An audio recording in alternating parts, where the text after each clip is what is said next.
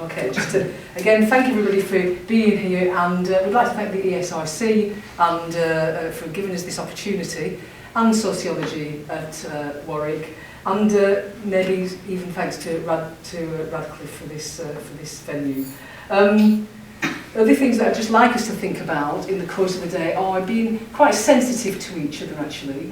I think there's something about not to make assumptions about gender or pronouns or language, that if people are discussing maybe examples from case studies or therapeutic work that they've done, that's confidential to this room, and to think about how we're sensitive in our ways to other people in the room. So I'd just like to say that from the outset. Just to go back to what Deborah was saying, just to thank Ruth and Deborah in particular for putting together, we put together this over the past few months, and it's been a fairly hard slog actually, but I think it's worked out quite nicely for today as the starting point. It did come out of a previous project that Deborah and myself had really worked quite hard over, and it was another ESIC funded approach to a psychosocial approach to counselling bisexual clients. And that focused on a sort of a cultural, social, intrapersonal meanings for gender, sexuality, emotion and feeling. So it comes back to this idea of affective transformations, if you like. And interviews at that stage had been conducted with over 40 qualified, and that means that they reached the qualification status for therapy for counsellors, counselling psychologists, psychotherapists, and they were heterosexual, lesbian. These are people self-defined heterosexual, lesbian, gay, male, bisexual and trans, and they were asked to explore the construction of the sexual and gendered identity, i.e. self-feelings, self-image, experiential backgrounds, and what these things meant for them, amongst many other questions. And also there were a number of trans and bisexual clients who were interviewed. Now, what came out of that really led to this. And the two main findings that came out of that were really around training and identity categories that Deborah's just alluded to. The first one, around training, had three main issues. That therapists really began to think about language and meaning in relation to this idea of a changing landscape of sex, sexualities and genders. And that wasn't really being communicated sufficiently through therapeutic training. So that was sort of one finding. And they felt, I mean, a lot of therapists, and this was this post-Kinsey idea also emerged from, is that most therapists were really using the Kinsey scale as a way of identifying where people sat on this sort of linear project, if you like. And that was really their only tool of understanding sexuality. Gender wasn't really a part of that scale, other than male, female, and the ideas around gender were not really inflected with any other ways of thinking. Secondly, therapists were really unable to explore sexual or gendered self-identity because of limitations in training. And again, the opportunities on training didn't allude to that. There was no capacity built into the training outline for them to be able to think or talk through ideas around sexually gendered self-identity. And the testimony from practitioners criticised this lack of adequate training, education, and specifically the lack of paradigms to resource them in dealing with more contemporary meanings for gendered bodies, for sexualities and for self-feelings. And those ideas are what we're hoping these series of seminars will begin to build upon, and that's what we're starting out with today. The second finding was around identity categories, problematic terms maybe both in themselves. And we were discussing last night, I think, in all sorts of ways, these different ideas over our meal. And this idea of initial findings suggesting that identities and bodies and self-other feelings and intimacies are really far more complexly stratified than we actually represent. And maybe we need to rethink some of those ways around bodies and identities, feelings, intimacies. And interviewees all stated that they felt that gender and sexual identity categories were far less important, really, than how masculinity, femininity, transness was actually being configured, or even transfigured in some ways. So new ways, these were just sort of concepts that were beginning to flow through from the analysis afterwards. And so, in effect, we sort of really came to the idea that the interviewees were constructing new trans subjectivities for themselves and for others, and in relation to this idea of sexualised and gendered bodies, psyches, emotions and feelings, and particularly around intimacies and sexual feelings. And these moved beyond that idea of conventional identity boundaries. So this idea of identity category slippage began to really rear up and led to this emergence of a new discursive language around trans. And these ideas of what sort of led to where we are at the moment. It led to this particular series because implicit is this idea that trans is emerging as a theoretical conceptualisation that moves beyond this idea of identity as some way acting as a structure, and that a structure that may provide meanings for the body, but may well mean to that becoming the only identifier. So we're trying to move to a post-identity way of thinking. And so trans, for our way of thinking, although to be contested, is that it marks a paradigmatic shift. It shows extensive changes in social and subjective relations. Those are for us to think about today. That it provides social research with an ideal resource to start rethinking theory and practice across and within this entire field of gender and sexuality. And it interrogates this idea of paradigms of sexual and gender identity cross-cutting these disciplinary boundaries. So it's beginning to shift our ways of thinking quite radically, altering the scope of thinking away from simply fixed identity categories and identity category slippage beginning to be thought about.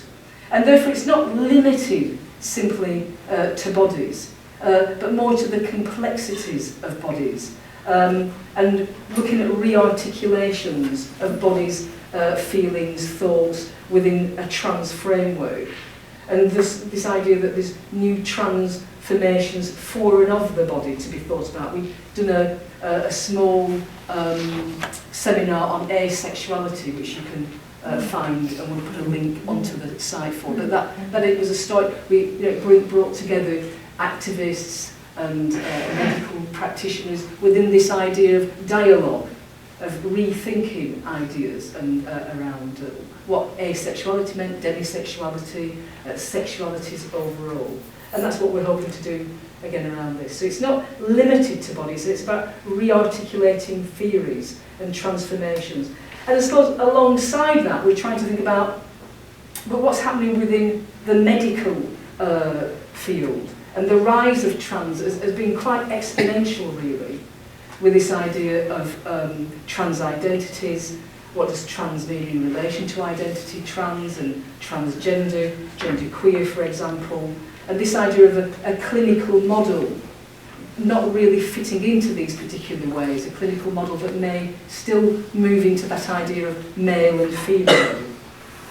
So it's trying to push out maybe some of that way of thinking and be more expansive to social and medical transformations of bodies.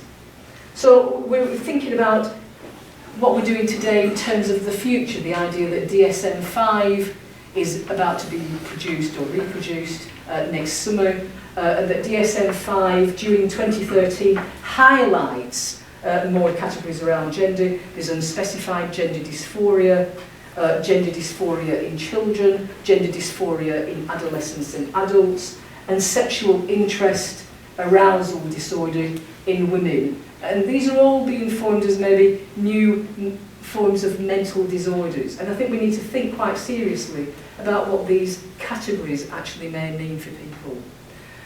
And in contrast, we have this idea of articulations of genderqueer, as I said before, around asexualities, sexualities, different ways of thinking by activists who have challenged categorisations, and they're providing a counter-argument, maybe, that challenges what's already a taken for granted medical hegemony. So the seminar series aims to develop these debates. That's what we're simply trying to start with, this idea of developing these debates, bringing speakers together from sometimes oppositional camps, sometimes may have dialogue around different ways of thinking and articulating their ideas, and we begin to decode and deconstruct these various debates, arguments, discussions, and whether these divergent approaches, if that's what we experience, can actually be reconciled, or at least that we're prepared to actually have dialogue around them. So a study of trans is complex, it's timely, it's cross-cutting ideas that surround bodies and psyches and sexual and gender practices and their theories.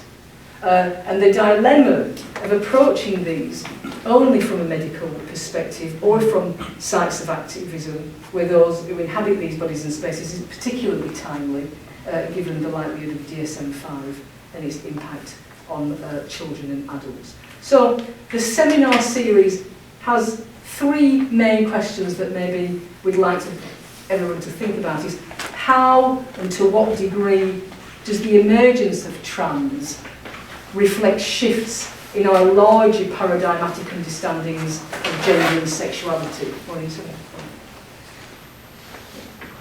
And how and to what degree does trans configure, even transfigure, everyday bodies, reflexive practices, popular common senses?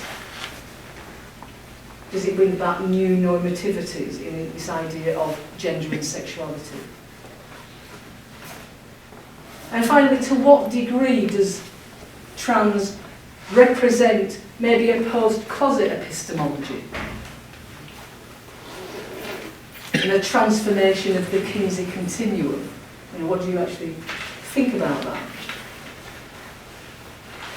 And what are the implications of trans for clinical and therapeutic practice, for sexual theory and everyday articulations of identity, and into subjectivities?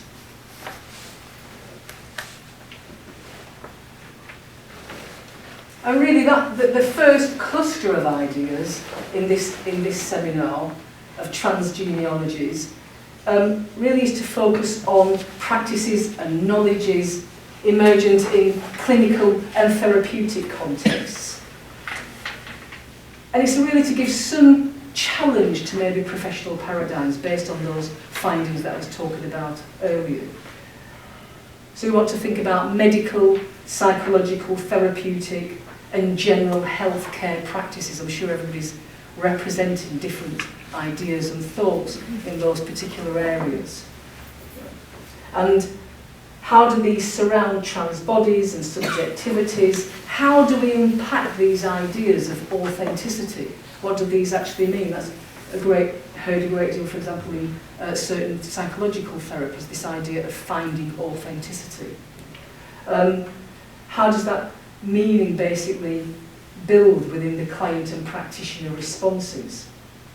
And we're going to try and unpack these narratives. What do we mean about bodies, wrong bodies and right bodies? What does this thinking actually mean? What does it mean around more contemporary genderqueer meanings? And so the idea really of this first seminar is simply just to interrogate some of these meanings, to think through bodies, technologies, how the body is displayed, and how we can maybe construct or reconstruct narratives of transformation around sociality and subjectivity. And our first four speakers who I'd like to welcome are particularly experts in their fields. We have James Morton, I'd like to thank for being here. We have Gavi Ansara, just to my left here. We have Alex Drummond, who is, Alex, can you raise your hand please, thank you. And we have Shelley Bridgman. Thanks, Shelley. Thank you. So just to welcome all those, just let me give a brief outline maybe of the people that will be speaking today, and to thank them for being here to kickstart our seminar series. James Morton has recently published the Trans Mental Health Study 2012, and it's part of the Scottish Transgender Alliance. And that particular study, if anybody hasn't downloaded it, is available. Gavin is just showing people the details of that. An excellent study. 889 people overall were surveyed and gave answers to an extensive number of questions. And really the detail is immensely rewarding to read. There are some incredibly interesting accounts of trans lives in that document. And for example, in daily life, I think it's worthwhile that we remember that 92% of people interviewed had heard that trans was not normal. That 73% of people had been made fun of. That 81% of people had experienced silent harassment. You know, these are incredibly powerful figures. That almost 100% of people interviewed had been verbally or silently harassed. And over 61% felt that the general... Oh, I'm going to leave that figure out actually because I can't read my own writing. I'm going to make a mess of it. I'm sure James will pick on it later. But 29% believe that gender was being treated as a mental health issue. Now, interestingly, another statistic that only 5% of people were presently using therapy services, and only 5% were presently using psychology. And only 7% were presently using therapy from the NHS. So there's a disjunction maybe between the numbers of trans people who feel they can access therapeutic services and maybe what therapeutic services believe that they're offering. Okay? So James's study, James is part of that study, and James will carry on to maybe talk about other things in his first presentation that you've got lined up in the details in the pack.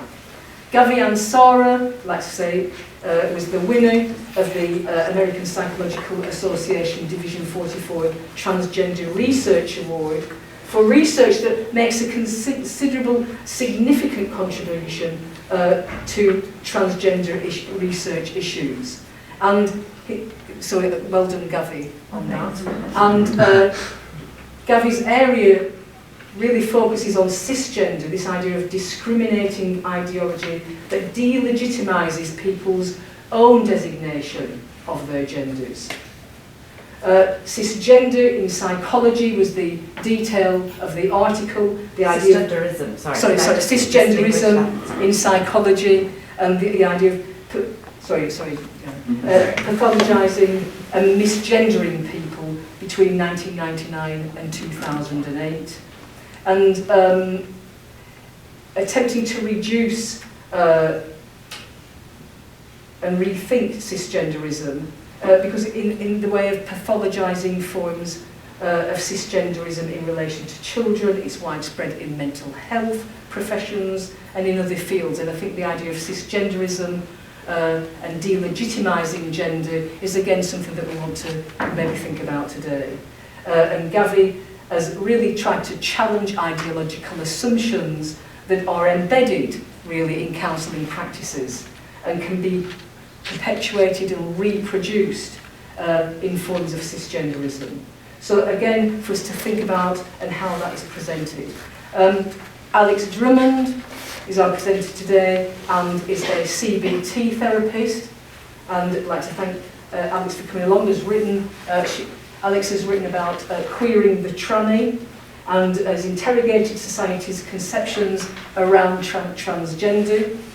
And again, she's tried to look at language structures and present understandings around transgender, and today around queer issues, and is implicit and explicit modes of oppression that are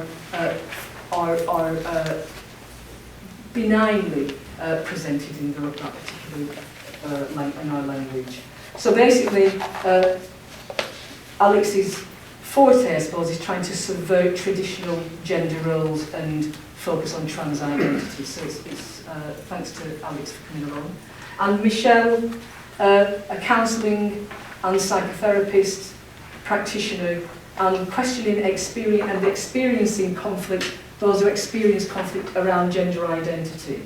And Michelle is a member of Pink Therapy, which is a therapeutic service predominantly based in London, and it has a focus of a centre that's based with Dominic Davis. It works with, it provides training and consultancy and therapeutic practices for people in the LGBT communities.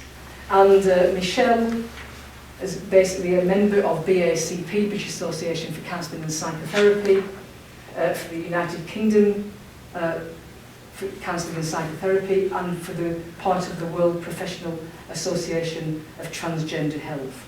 So we'd like to thank all the speakers for coming along today, and we welcome their presentations. I would like to say, some people may be using PowerPoint, other people may not be doing that. The idea is that we interact, and there is no specification about how the presentation had to be. It's entirely how that person would like that to be. Thanks.